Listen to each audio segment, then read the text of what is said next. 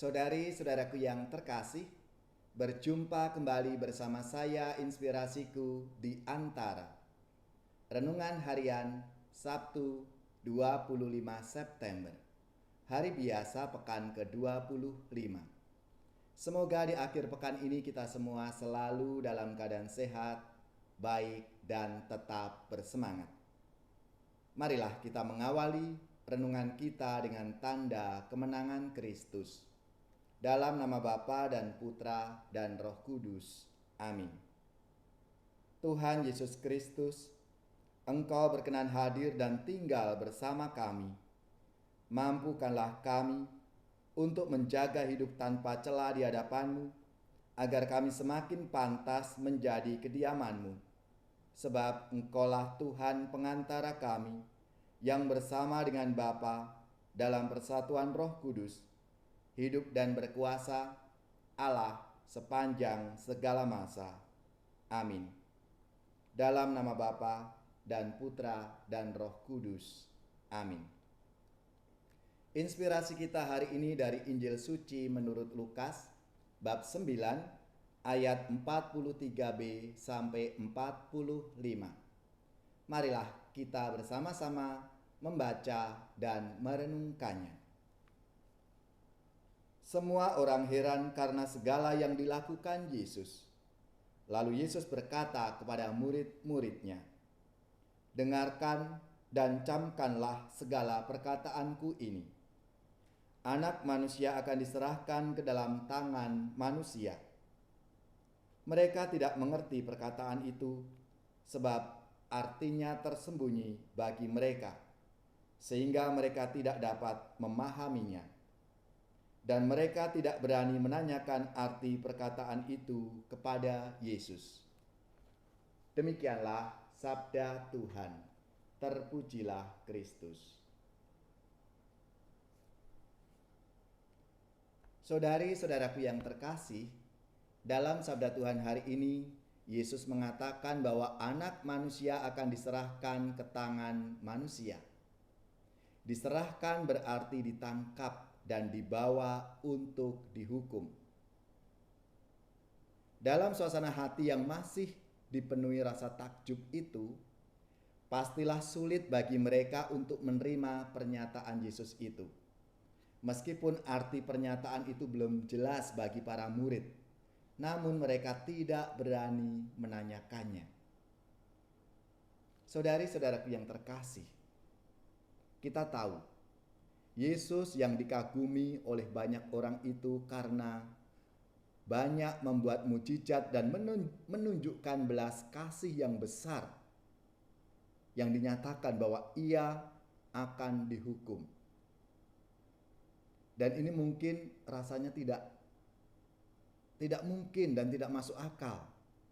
Oleh karena itu Yesus menyampaikan secara bertahap supaya para murid itu bisa mengerti bahwa untuk sampai pada kemuliaan tidak ada jalan lain kecuali dengan menempuh jalan kesengsaraan itu. Dalam pemberitaan pertama tentang hal itu, Yesus menyampaikan bahwa anak manusia harus menanggung banyak penderitaan dan ditolak oleh tua-tua, imam-imam kepala, dan ahli-ahli Taurat, lalu dibunuh dan dibangkitkan pada hari ketiga. Yesus lalu meneruskannya dengan mengatakan bahwa setiap orang yang mengikuti Dia harus menyangkal dirinya, memikul salibnya setiap hari, dan mengikuti Dia.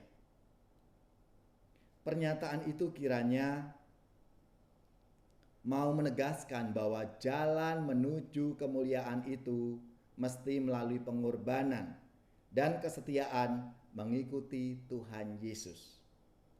Pengorbanan saja tidaklah cukup jika tidak disertai dengan motivasi sebagai konsekuensi pilihan untuk ikut Yesus itu.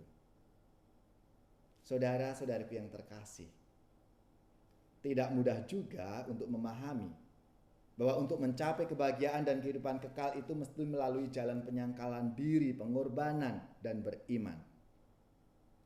Dan konsep yang diikuti oleh banyak orang untuk mencapai cita-cita itu ya maunya tanpa usaha, tanpa perjuangan.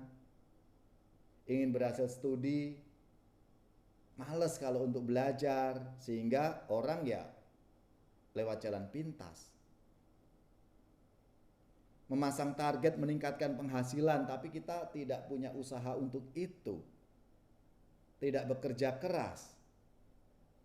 Maka pilihannya apa? Seringkali kita mengambil jalan pintas dengan macam-macam hal yang pasti jauh dari apa yang diajarkan oleh Tuhan.